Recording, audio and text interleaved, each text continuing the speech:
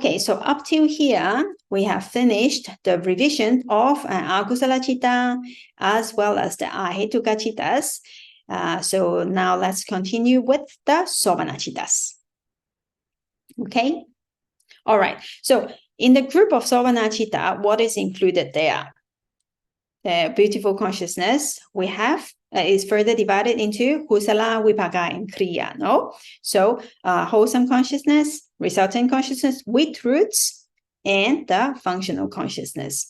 Okay, so let's look at Kusala first. Okay, to refresh our memory, we'll do a little bit of revision of Kusala Cittas here. Now, for a wholesome consciousness to arise, like when do this wholesome consciousness arise? That's when a person perform and act with non-greed, non-hatred, and non-delusion. No?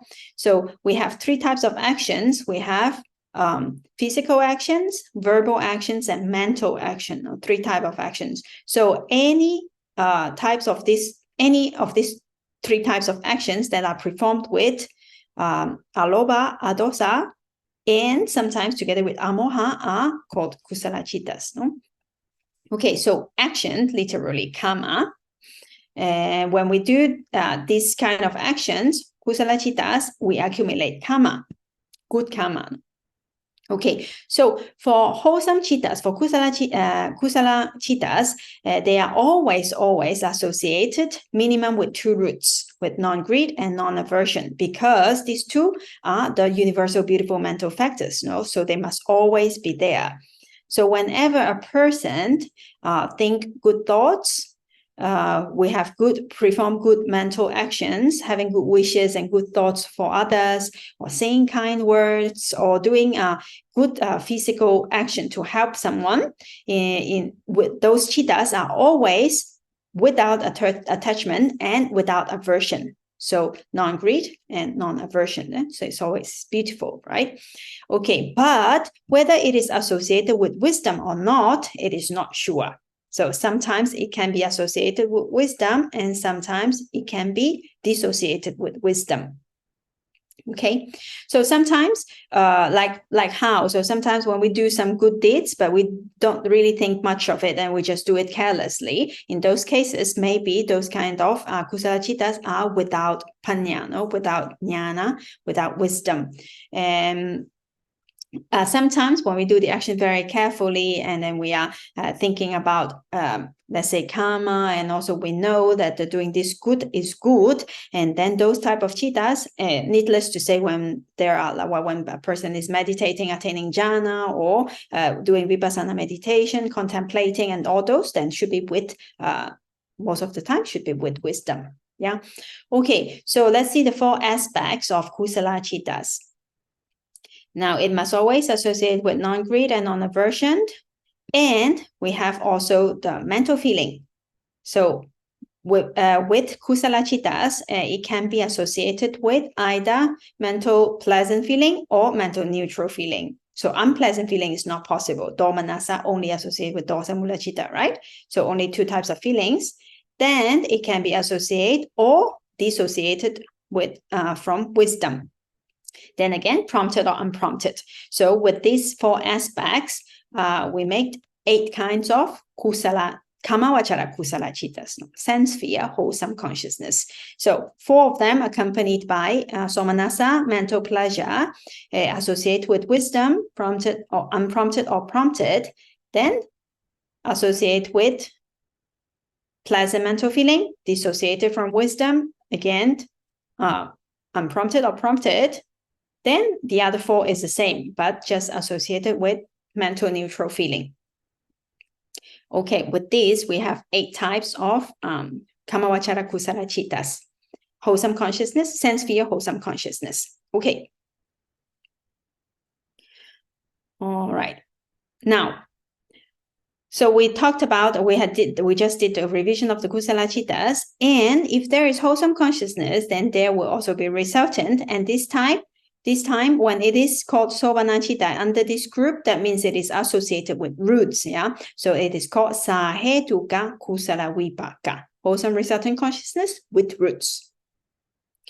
Okay, now, wholesome consciousness, kamavachara kusala cittas, as we just said right now, a little while ago, it generates two types of resultant consciousness. Ahetuka ones, the wholesome resultant consciousness without roots, the group that we just saw, and as well as those resultant with roots. So we are now going to look at these ones.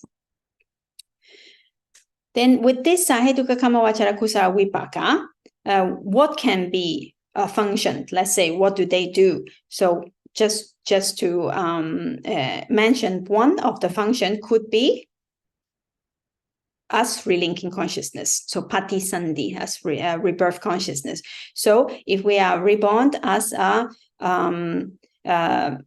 normal human being, most of the time, let's say that our rebirth consciousness will be either 2 roots or 3 roots most of the time. So this type of consciousness can perform the function of relinking. So today, if we have time, we will talk more about the functions of different consciousness. So let's see if we arrive there. Okay. All right. Okay. So Kamavachara Kusala Cittas and its Sahetuka Kamavachara Kusala Vipaka Cittas, they are actually identical.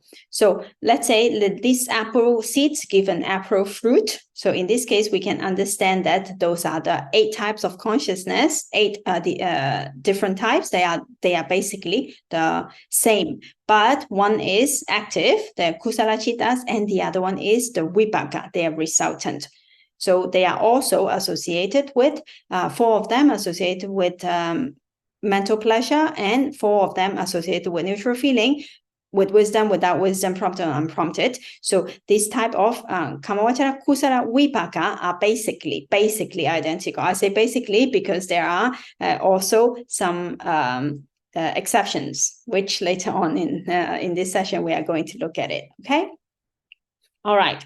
So for the last group, the Sahetuka Kriya Cittas, or functional consciousness with roots, are the ones when fully enlightened being performed some kind of good deeds, like they have good mental actions, saying kind words, helping others. Although these deeds are good, but they do not generate karma anymore because the being is totally enlightened, right? So all good things that they perform are only functional.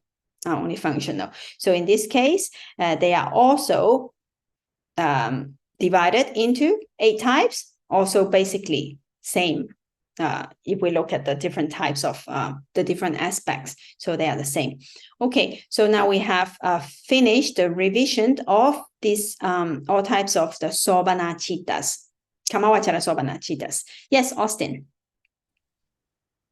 I just want to clarify this. The Vipaka Citta should be it should be new. It should be neutral, right? I mean, if it's Vipaka, it should not be associated with either Somanasa. Somanasa or Domanasa. I mean, it should be neutral. Actually, for kusala vipaka, for wholesome resultant consciousness, since it is identical, basically identical, it is possible that it is associated with somanasa. So when when this resultant consciousness, wholesome resultant consciousness with roots, they have the same, basically same ingredients as the wholesome deed that it is performed, like the wholesome, the kusala cittas. So it is possible that it is associated with somanasa. For example, let's say a person that is his rebirth consciousness is a human being, talking about human being, that is associated with somanasa. Have you seen someone that is naturally very happy and very smiley person? Yeah, right. Those persons, mostly, our teacher explained that most probably their rebirth linking consciousness is associated with somanasa. So they have a nature of like they are joyful, mentally pleasant. Then some people, when you meet them, they are kind of like neutral. They don't smile all the time. Yeah, so this type of people, most of the time we can guess that maybe their rebirth linking consciousness is associated with upeka. And so why wouldn't the same apply for Domanasa? Because I think Vipaka. I think nature is so generous. It's so good. Imagine if someone that is reborn already with akusala vipaka. So he's well, those first to start with, whoever reborn in the sugati, meaning happy realm, must always be a wholesome resultant, right? So those that are reborn in the woeful states are reborn are born with unwholesome resultant consciousness. So that means that if an akusala karma give result in the time of our dying process, then next life. So akusala vipaka is giving result. Unwholesome resultant is giving result. Then that person will be born with an unwholesome resultant consciousness, right? So this unwholesome resultant consciousness, relinking consciousness, only appeared in the 4 woeful states. So as an animal, hell being, hungry ghosts, or the asuras. So only in the woeful states. So imagine already. Yes. Isn't this vipaka will manifest only in the higher realms? This akusala vipaka, they will. No. This kusala vipaka, I thought it will be manifested only in the higher realms, right? Higher than human. As a rebirth linking consciousness, yes. If the relinking consciousness is a kusala vipaka, is a wholesome resultant consciousness, then this relinking consciousness will only appear in human or devas realm. Talking about kamavachara kusala, yeah? Yeah, kamavachara kusala. Right. Only human or devas. If the person is reborn in the rupavachara realm as a Brahma or arupavachara Brahma, then they must be, the rebirth consciousness must be the resultant of the jhana cittas, no? Okay, we will talk about this a little bit later. I just want to finish with Austin's question. So imagine the person is already reborn into the lower realm, so much suffering. And if his consciousness is associated with Domanasa, imagine that it will be really, really bad. No? So like he's always angry, basically. And so like the nature of the person always angry, and it will be so hard for him to perform kusala and to go out of that, go out from that kind of situation. No, so actually, really, nature very, very generous in this sense. So they just reborn neutral, and then depends on their action, right? But because kusala cittas, they are more powerful. If it is performed with happiness, then the resultant also comes together with that happiness.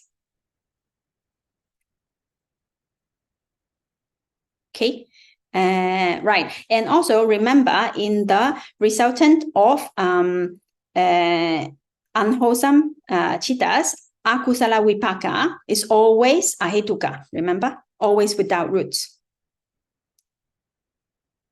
So no bad roots there, which is also good. No, if a person is born already with bad roots, then it will be really bad. No, for that citta to improve and to evolve. No, so in that case, for akusala vipaka, only no roots, without roots, and then kusala vipaka can be with roots or without roots. So when we come to the function section, hopefully today, and then they will be more clear. Okay, until here for the moment, is it okay, Austin? Yes, thank you. All right. Okay. Edith, you wanted to say something? I just wanted to ask, when are we going to talk about rebirth linking Consciousness. and life? Yeah, and life continuum. Yeah. Suppose I prepared the material today, but we'll have to see the time. If today we do not have enough time to get there, then it will be next class. Oh, wonderful. Thank you. Yeah, it's very interesting, that part. Okay. Okay, in that case, let's continue with the association, okay? Kamawachara Sobana Cittas, beautiful consciousness. So we have already done revision about the types of consciousness. So let's see which types of cetasikas, right? So let's do a quick revision of the cetasikas. Now, for the beautiful universal cetasikas, we have 19 of them. So meaning all kinds of beautiful cittas always associate with a minimum these 19 beautiful cetasikas, right? First one, sada, confidence. Then we have sati, mindfulness. And then we have the pair, hiri and otapa, moral shame and moral fearlessness, more fearfulness, sorry. So that respect for oneself and respect for others. And then we have non-greed, non-hatred, and equanimity. So aloba, dosa, and here tatra majatata, no? The middleness, no? Not upeka, tatra majatata cetasika. Okay, then we have the pairs. We have lightness, lahuta, of citta and cetasika. Then we have malleability of citta cetasikas, tranquility of citta and cetasikas, adaptability, proficiency, as well as uprightness. So whenever any kind of beautiful consciousness arises, these 19 always come together as a default. Must always be there. Okay, now we have also some occasionals, beautiful occasionals. So depending on the situation, it might arise or it might not arise. Which one are there? Are these ones? Let's just refresh our memory. We have 3 viratis, the abstinences, which are right speech, right action, right view, right livelihood, samma vacha, samma kamanta, and samma ajiva. So these 3 abstinences. And then we have karuna, compassion, mudita, sympathetic joy, which are included in the apamania, the limitless. And we have the panya, which is the king, no? With panya that can eradicate all kinds of defilements, right? All right, so just quick revision. The 3 viratis, the 3 abstinences can arise in 3 ways. So abstinences on occasion. So when there is an occasion for him to do bad or unwholesome mental, physical, or verbal actions, and then he or she decided to abstain from that when the occasion arises, no? When then she or he decided not to do it. So that's the abstinence on occasion when the situation arises. Then there is the abstinences by undertaking precepts. That's when the person is actually reciting, taking the precepts and thinking in his mind that today, this Opusata day, observance day, I will not harm any being, I will not steal, I will not do sexual misconduct and all this. So that moment also, this virati can arise in him, as well as if during the Opusata day, that observant days, the person has taken the precepts and then situation arise for him to or her to do something unwholesome, and then he or she remembers, oh no, I took the precepts today, I'm not going to do it. So at that time, then this abstinence by undertaking precepts arise. So this virati cetasika also arise. And the last type is abstinence by eradicating mental defilements. That's during the enlightenment, no? In the Magga time, when all these mental defilements are eradicated, then naturally the person abstains from doing any bad deeds, right? So during Magga, since these 3 viratis, the right speech, right action, and right livelihood, 3 of them are part of the Noble Eightfold Path. Remember the 8 factors, no? So during Magga, Magga Citta, the path consciousness, when path consciousness arises, when the person gets enlightened, at that moment, only at that moment, 3 of them arise together at the same time. Otherwise, when there is occasion, then they arise separately. When there is occasion for wrong speech, then he abstain from it, then right speech arise, or the action or the livelihood, right? So they cannot arise together when it is for the occasion or by undertaking precepts. They arise 3 of them at the same time, only during Magga in Phala. Okay? All right. Then Karuna and Mudita, they are 2 of the Brahmaviharas, the sublime states. And also they are called the Apamania, limitless. They are called limitless because they take limitless beings as object. When we practiced the 4 Brahmaviharas, including the metta, and here it is called upeka here, right? So when we talk about the 4 Brahmaviharas, so we extend our goodwill or this feeling to limitless beings. When we practice these 4 qualities are called the limitless, right? Okay, so now why are there only Karuna and Mudita in this group? That's because metta is included in the loving kindness, is included in the adosa cetasika, right? In ultimate reality, metta is adosa.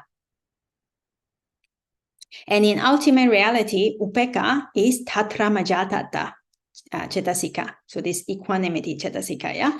And these 2, they are universal, beautiful cetasikas. So therefore, always they are there. But occasionals are karuna and mudita. Why is it so? Because of the object. So when it is when karuna arises, only when the object, the other person, is a person that are less fortunate than us, or person or being less fortunate than us at that time, at that moment, when we take this being as an object, then karuna may arise. Then when we take a being that is more fortunate than us as object at that time, then mudita may arise, sympathetic joy, right? So mudita and karuna, they cannot arise together because object is different. Yeah, so they are occasionals. Only depending on the occasion, they can arise or not. And of course, panya, wisdom, sometimes arise, sometimes not. Okay, so with this 8 type of kamavachara kusala cittas, let's see which cetasikas can associate with them. Okay, until here, all good? Everyone okay? Yeah? Okay. Yes. Just a little bit more with the association, then we take a break, okay? Yes. All right. Okay. Now, for the, let's take the first sense sphere, kamavachara kusala citta, which is associated with mental pleasure, with wisdom and unprompted. Okay, here. Let's see. It associates with, of course, the universal, ethically variable universals, and all the occasionals. And it associates also with 19 beautiful universals. I didn't name everything here because don't have enough space. So all the 19 universal beautiful cetasikas are there, as well as panya, wisdom, because it is associated with wisdom. Yeah. Okay. So this is kind of a general idea of what kind of cetasikas associate with kamavachara kusala citta. But depending on situations, the 3 viratis, one of the 3 viratis is also possible. Say a person is refraining from wrong speech, and at that time, then right speech will arise, right? So either one of these, if the occasions, if it is the occasion, yeah? Okay, and in the same way, if the object is a person that is more successful or in a happy situation, then mudita may arise. Or if the object is a person that is less fortunate than us, then karuna may arise, right? So these ones, as you see, they are not compatible. So karuna and mudita will not arise together. And the viratis also will not arise together with the mudita or with the karuna, because their objects are different. They are doing different things. So depending on the situation, then the different cetasikas combination will arise. Okay, so let's take a look at the table form. Now, for this first four that are associated with somanasa, pleasant mental feeling, joy is also there. So we see all these are there. Of course, unwholesome, nothing, because we're talking about beautiful cittas here. Now here, when you see universal 19, sure, there's abstinence and illimitable. And here, these two, they are actually possibilities. So when you see that they are all highlighted here, that does not mean that all of them 38 arise all together at the same time, because it depends on the situation. So they are possibilities that they can arise also, but not all the time. Yes, Edith?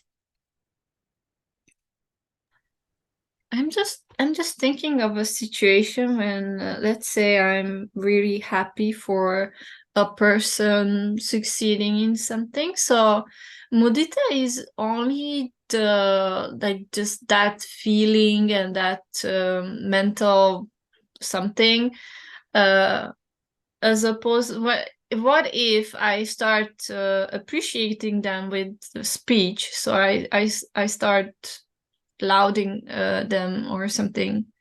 Mm-hmm. Yeah. So first of all,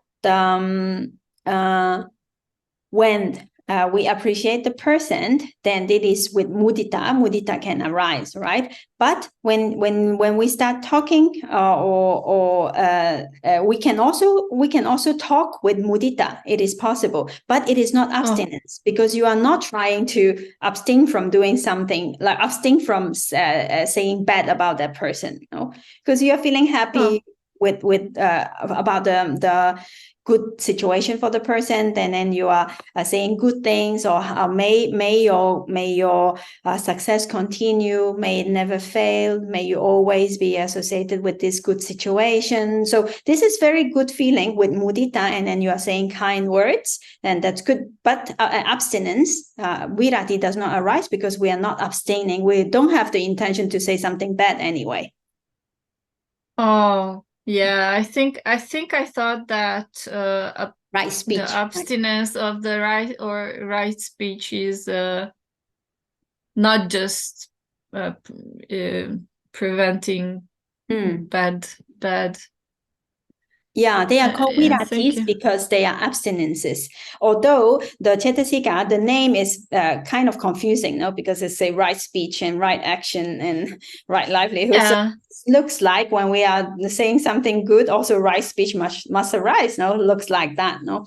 But actually, because it is an abstinence, so since it is the part of the Noble Eightfold Path, there are something that we need to develop. So when we avoid doing something bad, we are developing this kind of the right speech, and also these factors, and like the enlightenment, the Noble Eightfold Path, we are walking towards better and better, no?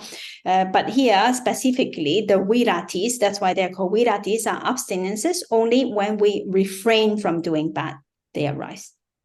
Okay, thank you. Okay, you're welcome. Okay, so and then if we look at those that do not associate with wisdom, then obviously that wisdom is not here. Okay, then let's take a look now at the resultant. And here is where I said that it is interesting, because if you look at it, the resultant consciousness here, you see that it is not identical. We said it is identical, but it is not if you see the cetasikas, right? Something is missing here.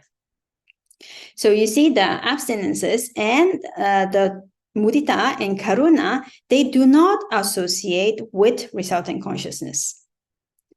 Because these abstinences, they are actually something active, no? We are actively doing an abstinence, abstain from doing something. And also karuna, also having compassion or having sympathetic joy for someone. So it's active. So it associates with kusala cittas. But as a resultant consciousness, they are just result of these good deeds. So they do not actually actively do something. No, it's because it's resultant. So these 5 of them, they do not associate with resultant consciousness actually. Okay. Then how about the functional consciousness? The functional consciousness, meaning then an arahant, a fully enlightened being, the fully enlightened being will never do any bad deeds. So this abstinence is also not necessary for them. So they also do not associate with the functional kriya cittas here. Okay. All right. So when we talk about the kamavachara kusala citta and the sahetuka kamavachara kusala citta, we say they are identical. The type of consciousness is identical, but the ingredient may vary a little bit. Yeah. Okay. So the type of consciousness, meaning it associates with mental feeling, the mental feeling that is associated with the somanasa, with wisdom, without wisdom, and like this. So it could be like the type of citta is the same types, but it can vary. The cetasikas can vary a little bit. So meaning like they will not become so different, but they may be a little bit different. In terms of the cetasikas. So let's say if we just take a simple first kamavachara kusala citta that associate with the 19 beautiful universals and wisdom, then its resultant will be exactly the same. Same number of cetasikas as well. But if this cetasika is associated with one of the viratis, let's say in this case, a right action, then she decided to not to fish in this case. Okay, so right action. In this case, the resultant consciousness will be mostly the same, except the virati does not arise. Because it is a resultant, it is passive, it's not actually doing the abstinence. The abstinence cannot be, no? But for the kusala citta, it is active while the person is actually doing that. So that's abstinence arise at that time. So that's the only difference between the resultant and the kusala cittas. So here we see that they do not associate with vipaka cittas. And then for the kriya, also abstinence not necessary. All right. So until here, I think that's a lot of information already. And I see some faces that are a little bit like thinking. So any questions up to now? Okay. So yes, Austin has a question. No, I guess I'm just a little bit not very clear about the resultant part, resultant consciousness again. I mean, what I had in mind about resultant is like, if it is, let's say, associated with wholesome cetasikas, then like I just thought that it's just a consequence, and so it is not. I mean, it is not associated with anything wholesome or unwholesome, or it cannot produce any karma per se. Mm-hmm. But here, I mean, like if it's associated with something wholesome even, then maybe it's karma producing by itself, which I don't know. Maybe I'm just a little confused with yeah, I understand. I understand your idea. When we get to, we have a little bit of patience. When we get to the function, then it will become more clear. When we get to the function part either later today or next week, because remember, for kusala vipaka, for wholesome deeds, any wholesome karma produce two kinds of resultant, two kinds of vipaka. The rootless one, dvipancha vijnana, remember the rootless ones, and those are exactly like you say. They are only consequences. They only arise to take eye sensitive, take a visible object, and that's it. Take a pleasant visible object. No, so they are very simple cittas and consequences of good deed, because we see desirable objects, or we taste good things, or have some good feeling in terms of the senses, right? So those ones are, as you said, they are neutral. they always associate with upeka feeling, and they do not associate with any kind of good roots, nothing, no wholesome, beautiful cetasikas as well. So those are the ones that just really do their function as consequences. But to be reborn as a human being, or this, because this kind of wholesome consciousness, they have different functions. They don't just see an object, right? They have more powerful function, let's say rebirth linking, right? So for those, they do associate with good roots. Like a person can be born with wisdom root also possible, right? So that person can further develop, and with the beautiful cetasikas as well.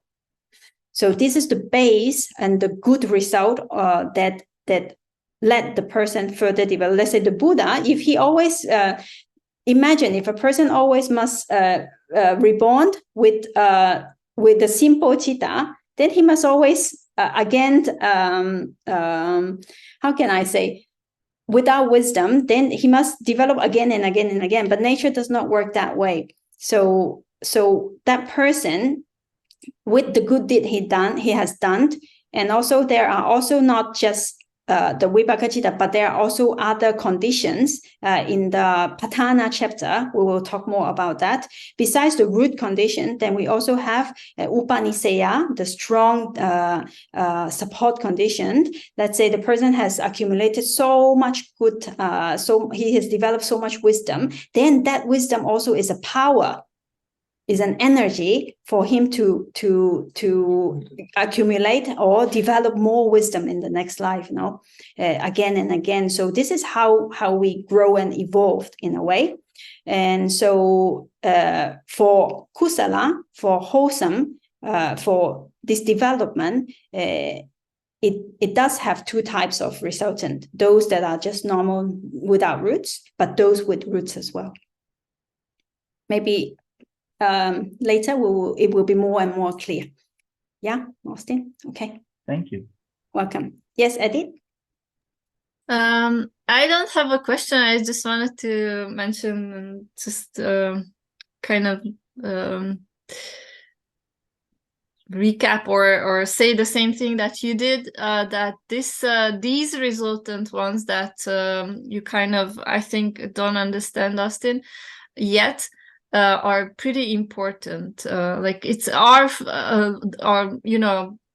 wholesome rebirth, very foundation of the wholesome rebirth, and only then will you understand when Charana will talk about the rebirth linking process and the whole thing.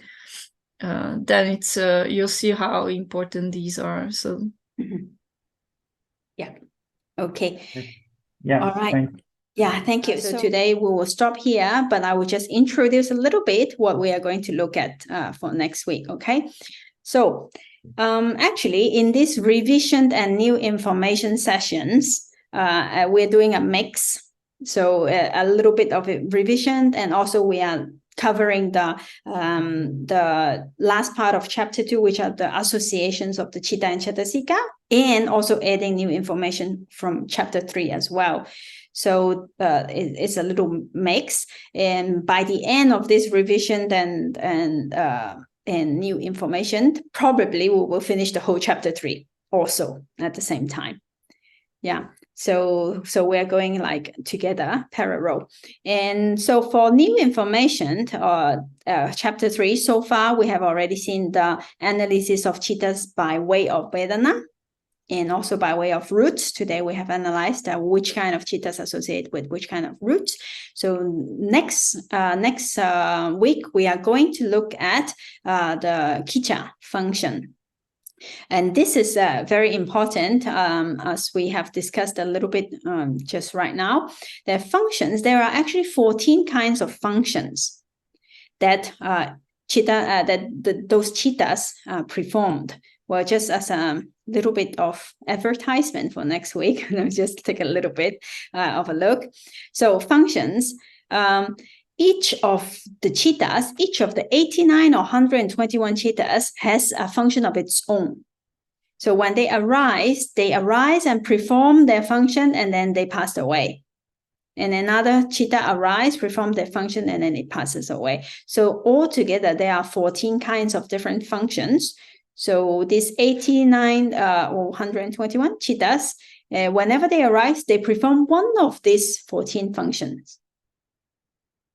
And one of these functions that we were talking about right now is the rebirth linking, the patisandhi, which is very important. And this is the first function that we are going to discuss next week. And then later, well, what kind of other functions? Then there are also the life continuum, bhavanga function. Then there is the death consciousness, death function. And then we have the functions of, let's say, the 5-door averting consciousness. The averting is also a function. Mind door averting is a function. Then we have the receiving consciousness is a function. And well, of course, the eye consciousness is a function. It's sees, and then seeing, and then hearing consciousness. So we have these 5 senses, these different functions. Then we have the receiving, we have the investigating, and then we have the tadaramana, which we will introduce it later. Then this is called the aftertaste. And so altogether, there are 14 types of functions. And with this, introducing the functions, then it will become more clear how the mental process work. And this is a good preparation for the coming chapter, chapter 4, which we are going to talk about the different kinds of mental processes.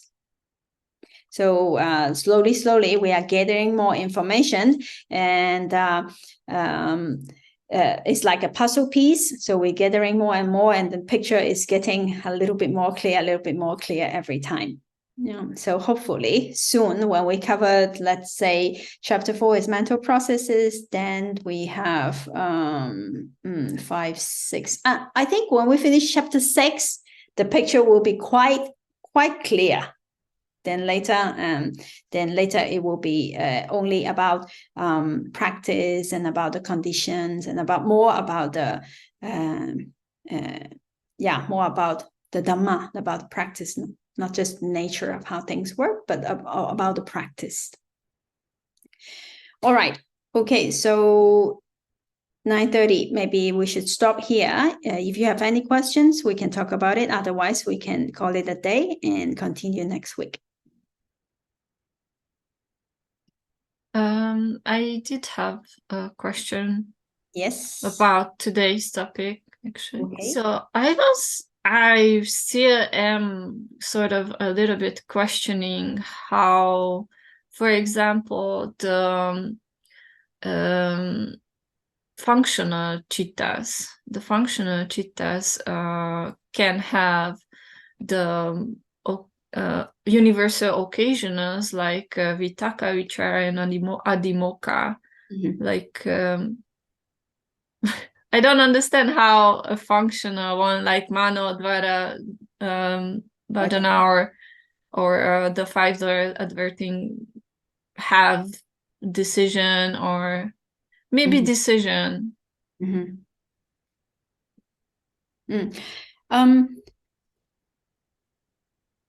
If you remember the mental process, yes. So first, bhavanga, so life continuum, when there is nothing happening and when the mind is quite passive, let's say, and when not much is happening, then bhavanga citta arises, right? Then when there is something, let's say some kind of object that hits let's say the eye avenue or the ear or whatever, then the bhavanga, gets shaken, and then it arrests and stop. And then that time, then the receiving the 5-door averting consciousness arise. Then the eye, let's say if we see something, now eye door consciousness arise, then the receiving, then investigating, and then right? So it is getting closer and closer to more work, actually, right? So it received the consciousness, received the visual object, then eye consciousness got the visual object, receiving consciousness take the same object. Investigating consciousness take the object. Then investigating consciousness already have effort, right? Remember, we just saw it. Viriya, or already a little bit more. Was it? Receiving consciousness, right? And then the mind or averting consciousness, then it's starting to become more. This is just my feeling. I have to confirm it with my teacher, but it's just my feeling that it is getting closer and closer to the action part of the mental process. So it's so slowly it's doing more job, more work, and then until it arrives to the manodawara, and then the jhavanas, how we react to it. No. Yes, I think I took it more as a concept as opposed to what it really does, because to me, when we say, oh, this is just functional, I intellectualized it probably. Yeah. Okay. Yeah, the only difference is it does not produce the resultant, right? Yes, they don't produce result. Yes, because so only that part would be interesting to see how it will not produce, right? How it does not produce result? Yeah. In the process, in the like a mental process, when you go through, then we'll see like, okay, this one produce it, this will produce it, right? Yes, only in the jhavana moments. Only in the jhavana moments, and then those unwholesome consciousness and wholesome consciousness can arise there, right? So whatever produce result is only wholesome and unwholesome karma, nothing else. So resultant consciousness is already a result, so obviously it cannot produce further result. And kriya cittas, functional cittas, they only arise and perform a function, so they are not cause and they are not effect as well. So they are just a function, right? So they also do not produce result. So what produce result is only kusala and akusala. Yes. Only. So if we perform good deeds, wholesome kusala cittas arise in the mind, and these wholesome cittas, they are causes for future wholesome resultant to arise. And then if we perform something with unwholesome mind, then unwholesome resultant will arise, right? So this is only kusala and akusala can produce result. Yeah. And for a non-enlightened being, we are either doing kusala or akusala all the time. So that means we are planting seeds and planting seeds and planting seeds, and more result is going to happen, and more results is going to happen. But of course, until we get fully enlightened, then hopefully we are planting more good seeds, so more good result can happen, then for better conditions for the attainment of enlightenment. Also, until then, until fully enlightened, the person still plants seeds, then still doing kusala and akusala. No, only an arahat, and when even if they perform good actions, they also are kriya cittas. No, so they don't plant seeds anymore. No result is going to happen from that good things that they do, because the lack of conditions. No? When we study patana, that will also become clear. I have just a question that rose in my mind when you were talking about how an apple seed will produce an apple fruit. So just how the cause reflects the result. Or the result reflects the cause, actually. So anyway, the question is like, I wonder how one can have the result of a sickness. So what the cause might be, because in this case, I only knew that it's like harming someone, but that's not exactly causing sickness for someone. Causes that throughout samsara, we have done so many different types of actions. It is very hard to say what exactly causes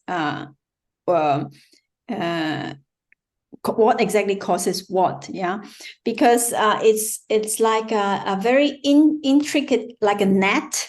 Karma feels to me like a net. It's all connected in the sense that it's not one action produce one result. It's never like that. It's many causes produce many results, many causes and many effects. And those many effects later, how we react to them, become many causes, and other causes produce other results. So we sometimes think, oh, because of karma, this happened. Yes, it's true in a way, but karma is only one of the 24 conditions. There are still another 23 conditions that affect the whole working of nature and how things work. So I think it's very hard to say, pinpoint exactly this caused this. But in general way, we can understand that if let's say if a person is very generous, so he's very he does a lot of charity, he's a lot of giving. So then, because of those kind of action, that it is very likely that he will be, let's say, he will not have any problem with material properties, let's say, in another life.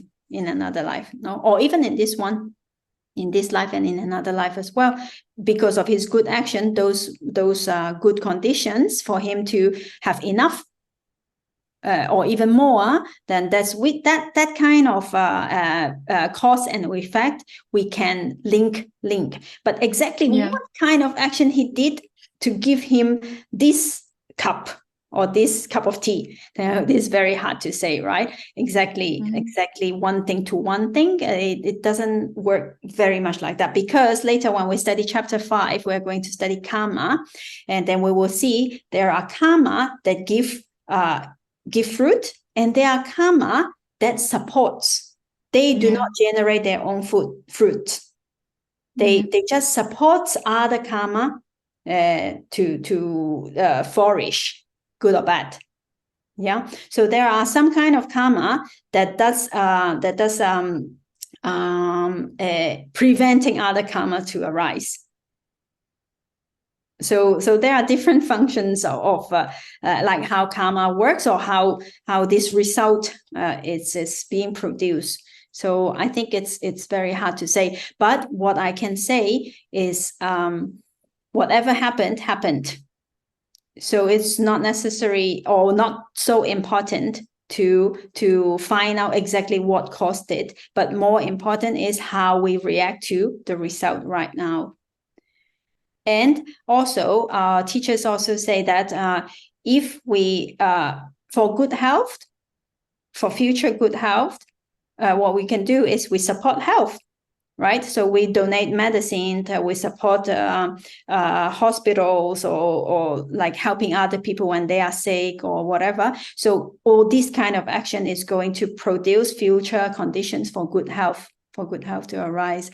And so we can only do what we can do right now, because what is done. So yeah. I like one answer which I'm reminded of your story when Pante was telling about on a macro level how Arhant explained all the cause to ignorance, about like how when monk had poked Arhant's eye by mistake, and then later on he realized that he was very apologetic about it, and the Arhant just said that it's the fault of samsara. So like at a macro level, all the causes are like it's ignorance. Yes. Without getting into the specifics.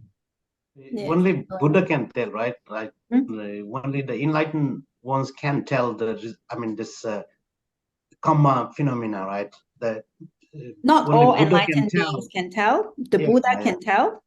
The Buddha can tell, and not all enlightened beings, because even for a totally enlightened being, their wisdom level is also different. So sometimes that is why I think Buddha said karma visaya achintanaya, right? So cannot understand, cannot be. The subject of the karma is achintanaya, which cannot be analyzed. Not understandable. Not thinkable. Yeah. So I have a question about when you was talking before, while you was talking, I just was thinking about why. I mean, why everything happened. If you think about it, the nature of the nature, it is quite, I don't know if it's fantastic or is terrible. Still asking myself, but you know, like if you think about it, there is good deed, there is bad deed. You know, like this one influences our lives and our future rebirth or past one. So, and then I say, why this one happened? You know, like it is really, really fascinating to me.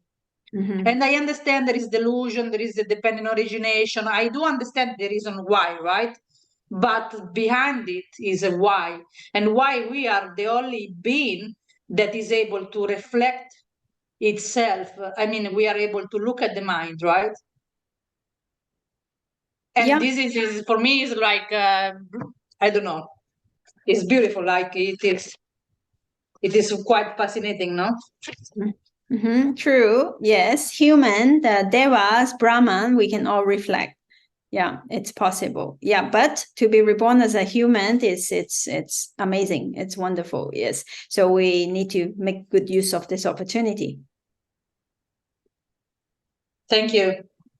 Thank you. I would respectfully disagree. Disagree? Yes. Disagree I'm about not enjoying the human birth. I think that the life is give you a lot of chance for you to change, but we cannot see it. I mean, yeah, it's we good. eventually will. No, I think being born as a human is a good opportunity, very good opportunity. Yes. It's the only plane that you can reach, you know, anywhere. Whereas even higher realm, there's no opportunity, right? I mean, Yes. like to Eric's point, it is quite suffering, but like it depends on comparison. And if you compare it, let's say to an animal's life, I think the other day I was talking to my wife or something, and like the animal life is just unbelievable. It's just it's unbelievable what they have to go through. Like, you know, it was raining and all that, and there were dogs outside or cats, and I mean, you know, there's snakes and whatever. I mean, they just eat each other. It's just unbelievable. So I'm saying, like the worst of human beings, although it's a lot of suffering, like the best of animals, maybe not the best, maybe the best of animals can have a very good life, but like they're out there in the jungle and they have a pretty like horrendous life. So comparatively, Yes, exactly. But remember also, just now, Austin only mentioned about the living condition. But imagine for an animal, it does not have chance to do much kusala. What can an animal do? Right. For a Also the human being, wisdom part, right? The exactly. animals, For animals has, like, you know, no opportunity to you know, attain wisdom, right? yes, And from that point of view, human is the only, like, you know, realm where, like, you know, you can grow. yeah, and also sometimes there are of course undeniably a lot of suffering in as a human, but this kind of suffering can be a push for practice for many people. That's the key, right? So suffering is not, I mean, you shouldn't consider that as a bad, and that's the opportunity. Suffering is the opportunity. That's what actually Buddha was able to found because of that suffering. If suffering was not there, he will never be able to find this Dhamma, right? So yes. I don't think you should look from the suffering point of view as a you. I think that's actually is the key. That's actually is the key for you know, human being to understand and develop wisdom.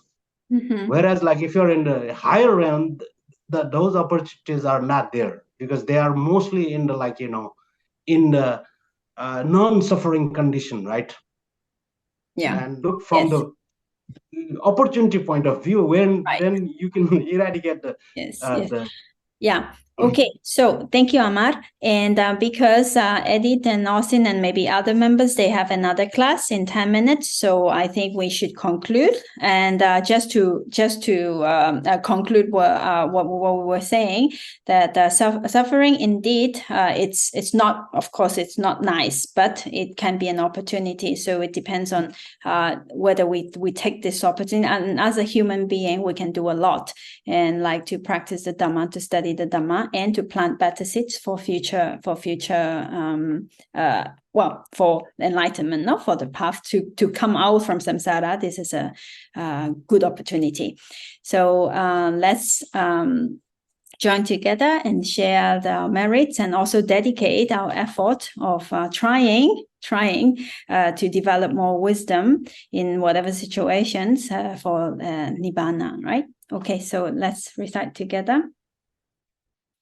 Itam no punyam nibbanasa pacayo hotu. Itam no punyam nibbanasa pacayo hotu. Itam no punyam nibbanasa pacayo hotu. Itam no punyam sabasatanam bhajimam. Itam no punyam sabasatanam bhajimam. Itam no punyam sabasatanam bhajimam. Sadhu, sadhu, sadhu. Okay, thank you, everyone. Thank you. Thank you so very much. much. Next week. Thank you. Thank you so much. Thank you. Thank you. See you next Thank you. week. Don't miss next class if possible. We are going to talk about rebirth. Okay. Sounds good. Bye.